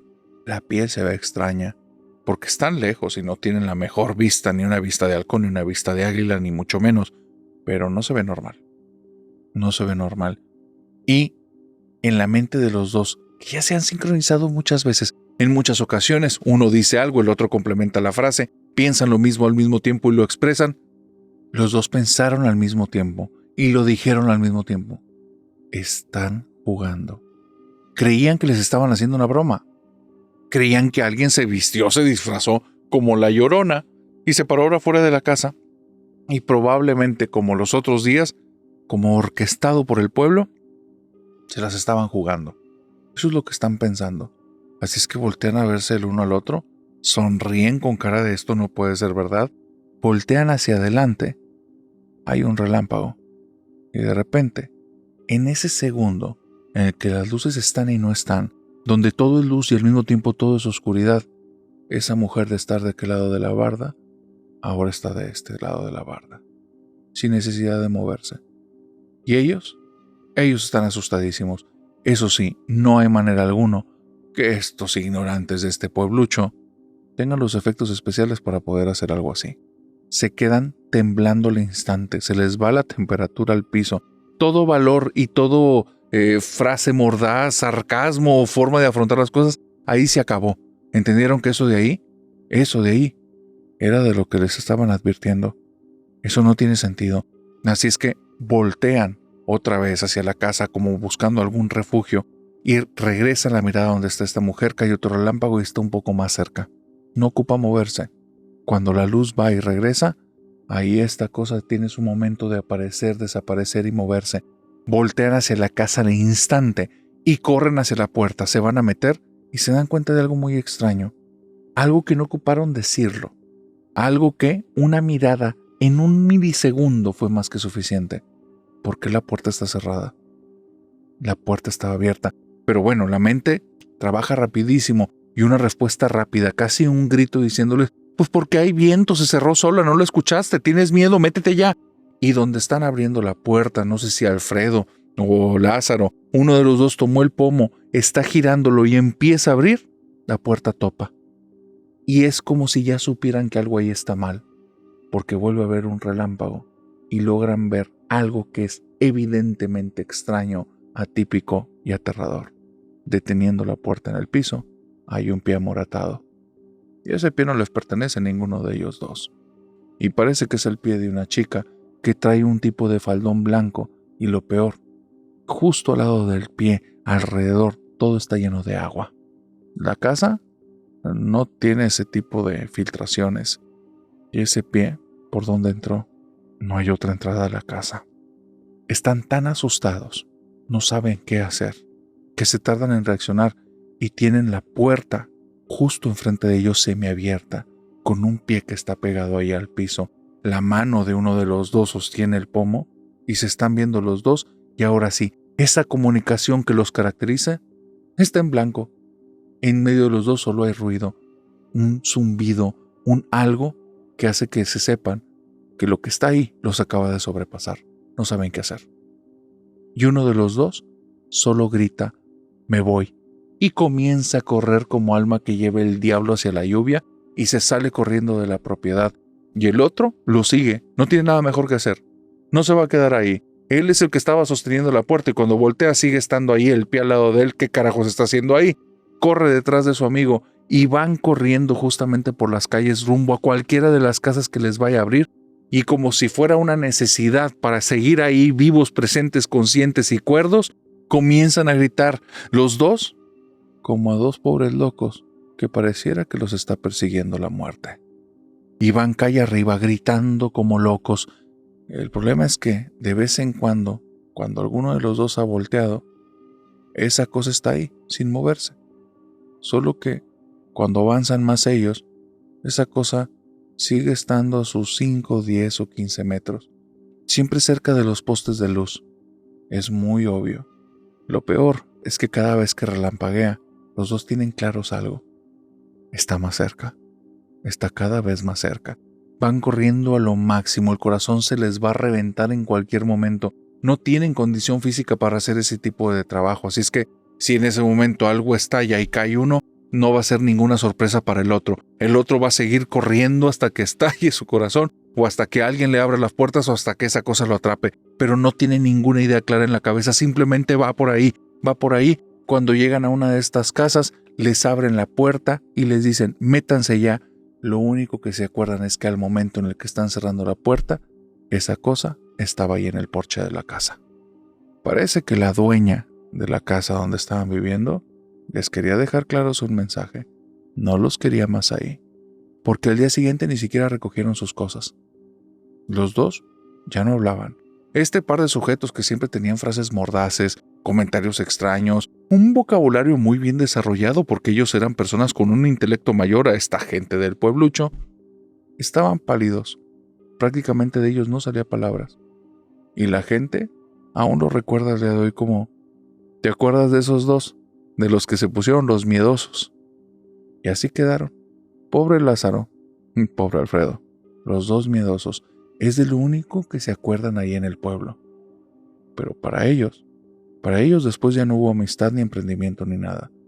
Fue como si ese suelo firme en el que tenían cimentado el resto de su vida se cayó a pedazos y se fue directo a una fosa llena de fantasmas, de entidades malignas y de cosas que te persiguen durante la noche.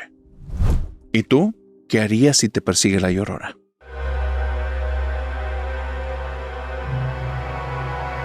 ¿Sientes que eres una persona muy valiente? ¿Te atreverías a enfrentarte al demonio cazador? Porque Fermín se sentía como alguien muy valiente hasta que le pasó esto. Fermín es un tipo rudo. Mide más o menos 1,90, tiene barba de candado. Él, en la parte superior de la cabeza, no tiene un cabello de tonto. Y Fermín es un sujeto que si le ves el rostro a cualquier hora del día, parece que está haciendo dos cosas. Pensando en algo de manera profunda y parece que está enojado. No es una persona que te le acercarías con facilidad. Tiene una aura pesada. Se ve un sujeto severo. Una persona que no es alguien amistoso, ni alguien que te quieres topar solo en un callejón. Fermín tiene todo un contexto del por qué es así. No es un mal tipo, solo lo aparenta. Y no lo aparenta de forma consciente. Es porque ha puesto en riesgo su vida en muchas ocasiones. Fermín es cazador. Y a él le gusta. A él no le importan las personas que defienden animales. Él no va a cazas nada más por asesinar. Él juega más una cuestión de supervivencia. Se mete en la naturaleza con un cuchillo, con un arco, y se pasa a veces fines de semana entero. Eso lo ha llevado a tomarse la vida muy en serio. Pero esto viene desde una afición que no fue adquirida, fue impuesta. Tal vez por eso no es tan amistoso. Te voy a contar porque pobre Fermín, y lo digo así directamente, le tocó vivir cosas muy duras. Fermín es hijo de un exmilitar, o bueno, de un sujeto que fue militar muy poco tiempo, pero tenía las ínfulas de ser un gran militar. Sujeto que estuvo apenas un par de años, una persona muy frustrada, y que con su hijo le repetía una y otra vez que él iba a cumplir su sueño. Él iba a ser un gran militar, un militar de renombre. Así es que desde pequeño, él no tuvo educación, tuvo instrucción. Él no tuvo una familia, tuvo un formador y un asesor. Tuvo un general que le decía qué hacer y qué no hacer, punto. Ahí no había espacio para simpatías. No, ahí había espacio para tomarse las cosas en serio y hacer las cosas como debían de ser.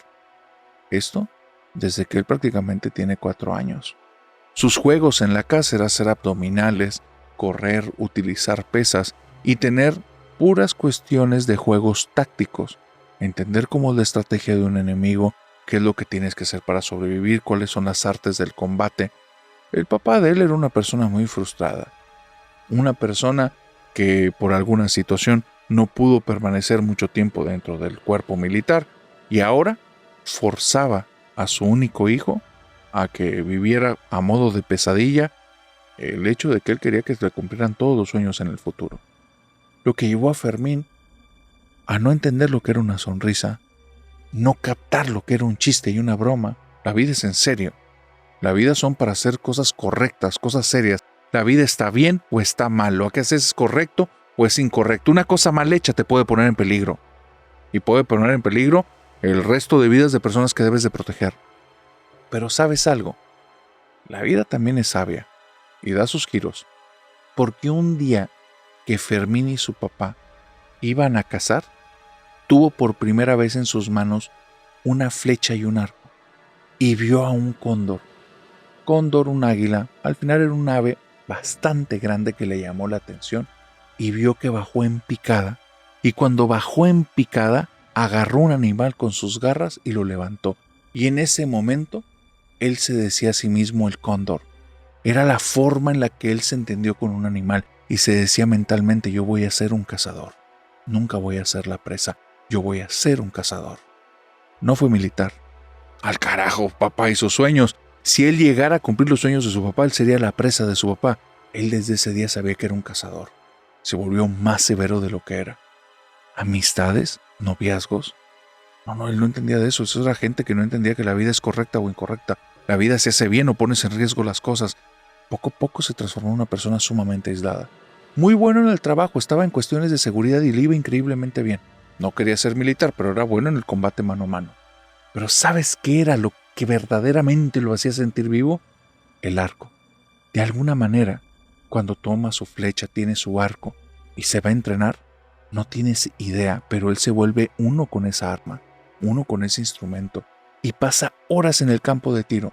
Llegó un momento a ser tan importante en su vida que prácticamente todo giraba en torno al tiro, todo lo acomodaba para tener espacios de práctica, y empezó a competir y se dio cuenta que era bueno. Y ahora sí, la cacería pasó a segundo término, pero en su mente él es el cazador. En su mente él es el cóndor. Cada vez que toma un arco, él está en su campo, está en su ambiente, está en su hábitat. Es Fermín. No te lo quieres topar, no es un tipo amigable, no le interesa ser tu amigo. Tampoco te va a hacer daño mientras no te metas con él. Porque si te metes con él, Fermín sabe cómo hacer daño. Nunca le ha tocado la necesidad de hacerlo. Fermín sabe llevar su vida, vive perfectamente bien y a gusto, vive correcto, hace las cosas que están bien como son. De hecho, es tan estructurado que tiene un proceso casi para todo, y uno de los procesos que más le gusta es llegar al campo de tiro. Ahí, que normalmente lo hace ya en la noche, llegar temprano, ver familias completas, niños haciendo ruidos, jugando, sin tomarse la vida en serio, viendo personas que no conectan con el arco, faltarle al respeto al arco y a la flecha, no tomarse en serio la tarea de verdaderamente volverse uno, es algo que le genera problema, lo pone de malas. Prefiere ir en la noche. Y él tiene tantos conocidos en tantas partes, por motivos de seguridad, que le permiten estar ahí en el campo en la noche. Él llega cerca de las 9, 10 de la noche cuando los últimos están saliendo, inclusive cuando el vigilante ya termina de dar su último turno y le prestan las llaves del lugar. Es un sujeto sumamente correcto. Nadie piensa en él como un posible ladrón o alguien que vaya a hacer algo, porque no es el perfil. Él es más bien la persona que contratarías si quieres que el lugar esté seguro y lo dejarías toda la noche, porque sería mejor que cualquier tipo de guardián. Fermín está en el campo de tiro. Son las 10 de la noche y acaba de hacer el proceso que más le gusta. Llegar, estacionarse, sin necesidad de ver al lado derecho, primera mano, tomar el carcaj, que es donde guarda las flechas. Segundo, pasar rápidamente la mano por el asiento sin necesidad de ver para ver si algo se salió de su lugar. Y el asiento está perfecto, no hay nada ahí. Tomar el carcaj con la otra mano y entonces irse a la parte posterior del auto, abrir la cajuela, sacar el arco, cargárselo al hombro, traer el carcaj también ahí, y entonces al pasar por el lado derecho por el asiento del copiloto, observar de reojo como queriendo y no queriendo y ver si quedó algo sobre el asiento, alguna flecha, alguna punta, algo que haya dejado ahí. No, está perfecto, limpio. Llega al campo de tiro, trae las llaves en la mano, abre la puerta, está saliendo el vigilante, se saludan sin necesidad de palabras, uno ya conocen al otro, no se ocupa de decir más. Fermín no es un tipo conversador, ya lo saben. Entonces sale el vigilante, Fermín cierra la puerta y se va directamente a la última zona donde tira flechas. Le gusta ahí por diferentes motivos. Es un lugar amplio, es una zona que más o menos mide casi 2 metros en su espacio entre hombro y hombro, entonces le deja un espacio bastante grande. Es casi como estar en la naturaleza.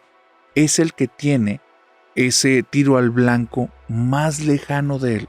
Tiene la diana cerca de 5 metros lejos. Como es un campo para principiantes, es lo más que llega a conseguir, y todavía por el espacio, él se puede alejar 1,5 metros más, lo que hace que el tiro sea una delicia porque es un reto. Y justo acaba de entrar una competencia internacional, la primera que va a vivir en su vida. La primera. Así es que está emocionado. No se lo verías nunca, jamás lo entenderías, pero él lo sabe y está emocionado. Así es que fue al campo de tiro para eso. Y estando ahí, en esa zona, la que está más cerca del vidrio, la que puedes ver desde la zona de comidas, desde la entrada principal, sería la persona que estarías viendo tirar todo el tiempo. Pero ahí no hay nadie. Nadie lo está viendo. Él está solo y puede hacer lo que quiera. Ese lugar es como su segundo hogar y se siente muy a gusto. Y estando ahí el cóndor, Empiezan a pasar las horas. El cazador, ahora su presa es la diana y no la tiene que dejar escapar. Cada tiro que hace, más cerca del centro, pero no es porque esté fallando, es porque él comienza a jugar con todas las distancias y la forma en la que puede dar y se propone poner la flecha en la parte más cercana al final de la diana, porque si falla va a tener que caminar varios metros hasta llegar por la flecha. Debe de ser exacto donde pone el ojo, poner la flecha este hombre, así es que dice que la tiene que poner ahí, justo donde se termina la diana, y ahí debe de terminar. Centímetros abajo en la primera línea, ahí debe de quedar la flecha. Y empieza a jugar inclusive que las flechas queden en cierto orden o que queden en otro orden distinto. El punto es que él hace sus propios juegos. No es la competencia, es el arte de dominar el arco. Es el arte de ser uno con la flecha, de decidir dónde tiene que estar. Llega un momento en el que estuvo tan embebido que van 4 veces que va a vaciar el carcaj, lo rellena, lo vuelve a vaciar, lo rellena, y en esta última los dedos están entumidos. Él está cansado y no se había dado cuenta que son las 3:33 de la mañana. Y a las 3:33 de la mañana algo pasa. Tiene justamente el arco, le quedan nada más 2 flechas más, la que tiene en las manos y la que tienen en el carcaj. Toma la que tiene en las manos, lo estira hacia atrás y entonces hay algo que cambia en el lugar. Este hombre es perceptivo, recuerda que es cazador. Él ha estado pasando fines de semana solo en medio de la nada, prácticamente compitiendo los golpes limpios con bestias. Es un hombre que tiene cierta percepción ya desarrollada, se dedica a cuestiones de seguridad de todo tipo, y es un hombre que no tiene miedo, pero de repente todos sus vellos de su nuca se erizaron y es la sensación de que hay alguien más ahí aparte de ti. Voltea al instante cuando deja soltar la flecha y entonces la flecha falla por completo. La diana va y se ensarta en quién sabe qué parte y él está volteando en todas partes, está en peligro. Ese instinto no le falla. Ahí hay algo, ahí hay alguien. Y él está en peligro y se pone como paranoico. Comienza a voltear, grita, ¿quién está ahí? Ni un ruido, ningún sonido, nada. Entonces se lleva las manos a los bolsillos, un cuchillo, un arma, algo que lleva para defenderse. Puños limpios, hermano. Puños limpios y la flecha que tienes en el arco. Así es que, pensando que tal vez se metió algún ladrón, pero como lo hubiera escuchado, lo hubiera sentido. Antes de que abriera la puerta lo hubiera sentido. Pero hay alguien adentro, rompió su perímetro, eso está mal. Eso va fuera de las cosas que él sabe hacer. Esto es extraño. Saca la flecha, o era lo que quería hacer. Porque en el carcaj cuando pone la mano atrás no hay nada. Y entonces se quita el carcaj, lo pone enfrente. Él estaba seguro que quedaban 2 flechas. ¿Dónde están? Se acerca rumbo a la diana. Va a empezar a tomar las flechas. Lo que quiere es apantallar. Si hay alguien por ahí, no quiere hacerle daño. Prefiere apantallarlo y hacer que se vaya. Así es que comienza a ver la zona de comedor, la zona de la entrada. La puerta está perfectamente cerrada. No hay nadie ahí. Y entonces va recogiendo las flechas. Y la última flecha no está. Comienza a observar detrás del montón de paja y se da cuenta que no está ahí. Rellena el carcaj. Se lo pone al hombro, pone una flecha en el arco, va caminando en todas partes como cazando algo. Hay algo, siente que alguien está ahí y se empieza a hablar y dice, oye, pero no hay nadie. No hay pasos, no hay sonido, pero se siente. Sí, pero no hay nadie. Y otra voz dentro de él dice, a mi instinto, yo le hago caso a mi instinto no le voy a considerar nunca que está errado. Mi instinto está perfectamente alineado. Si me dice que hay alguien, hay alguien. Y vuelve a decir, sé que estás ahí, que me estás escuchando, ¿dónde estás? Y va este hombre con el arco y va caminando. Quiere llegar a la parte de atrás de las pajas, porque por ahí quedó su flecha. La tiene que encontrar. No vaya a ser que haya perforado una pared, haya hecho algún desperfecto, el día siguiente va a tener que llegar y pagar. Así es que quiere ver dónde quedó esta flecha. Va a la parte de atrás, llega a la zona donde está la flecha. El problema es que no está la flecha. Debería de estar. Y cuando está ahí, detrás de la paja de la zona en la que él estuvo tirando, en esa parte donde debería estar su flecha, se escucha algo como si algo crujiera.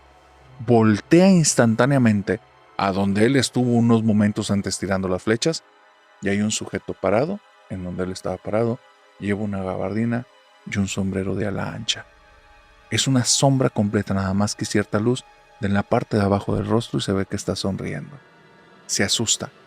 Dice instantáneamente, sin mostrar miedo en la voz, Fermín le grita a ese que está parado ahí, te estoy viendo, dice, soy un experto con la flecha, no me hagas dispararte, no voy a fallar. Cuando dice eso, vuelve a escuchar que algo cruje, voltea detrás de él creyendo que es algún tipo de emboscada y cuando regresa a la vista, frente a él cae desde arriba su flecha partida a la mitad. ¿Cómo carajos? No hay forma. Arriba de él no hay nada. De ahí cayó. Enfrente de él ya no está el sujeto del sombrero, no hay nadie.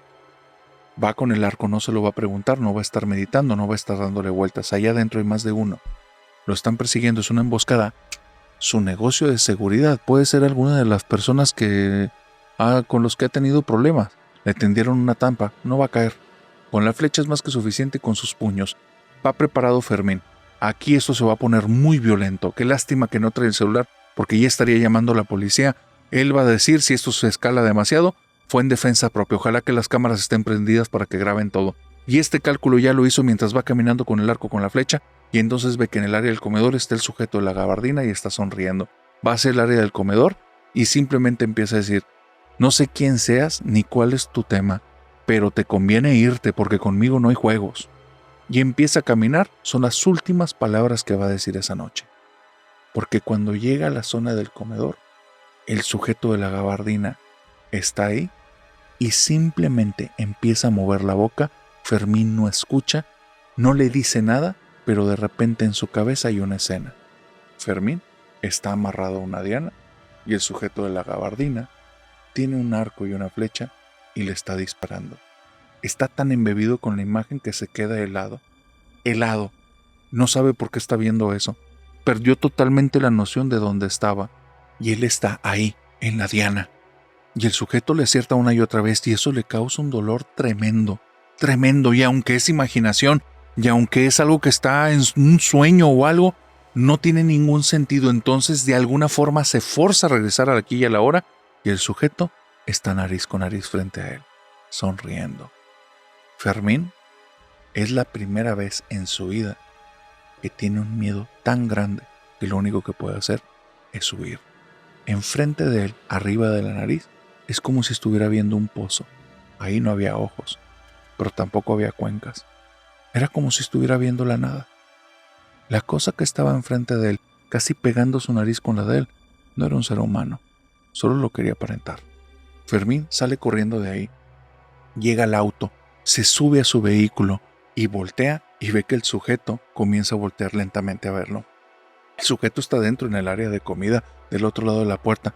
Fermín trae las llaves del lugar, ni siquiera va a llegar a cerrarlo. Está muerto de miedo. ¿Qué madres es eso? ¿Qué es eso que lo está siguiendo? No es un animal, no es una persona, es otra cosa. Entonces Fermín, sentado ahí en el vehículo, arranca, voltea y al lado del asiento, la flecha que estaba perdida, rota. Ahí. Comienza a andar directamente hacia su casa. Está muerto de miedo, siente que lo están observando, siente que lo están siguiendo. Todo el tiempo tiene miedo de ver el retrovisor porque sabe que puede estar en el asiento trasero. Esa cosa no es un ser humano, es algo más. Y cuando llega y se estaciona en la casa, la puerta está abierta y hay un sujeto con gabardina, con un sombrero de ala ancha, ahí, adentro de su hogar. En su mano lleva una flecha y solo le está apuntando. Y entonces Fermín vuelve a tener una visión. Él está amarrado a una diana. Y este sujeto se está dando la divertida de su vida porque suenan carcajadas y se escucha una y otra vez con una voz rasposa, con una voz llena como de odio, de coraje y al mismo tiempo como si quisiera mostrar algo de alegría, pero no es alegría. Lo que está mostrando es crueldad. Y solo se escucha: Fermín, Fermín, mi presa. Fermín despierta. Dicen, lo que le cuentan, que tiene 3 días en el hospital. Lleva 3 días sedado porque cuando llegó esa noche, 3 días atrás al hospital, empezó a atacar a las personas. Comenzó a gritar que lo estaban siguiendo, que había un demonio, que había algo. Él no se acuerda de nada. Cuando amaneció, traía una camisa, estaba amarrado, el cuarto era blanco y entendía perfectamente dónde estaba, pero no entendía por qué. Y le decían que se ponía como loco, que veía algo en todas partes, que la gente sabía que se había metido algo, pero cuando le hicieron exámenes toxicológicos no se había metido nada. El problema desde entonces, porque esto fue hace 4 años, es que Fermín ya no puede ir al campo de tiro. Tocar una flecha hace que se conecte con el arco, con la flecha y con esa cosa que lo casó esa noche, porque cada vez que lo toca, ese recuerdo de ese sueño regresa y salir de ahí cada vez es más difícil. Es como si en algún momento el cóndor, el cazador, ahora, como se lo dijo esa cosa, se transformó en la presa.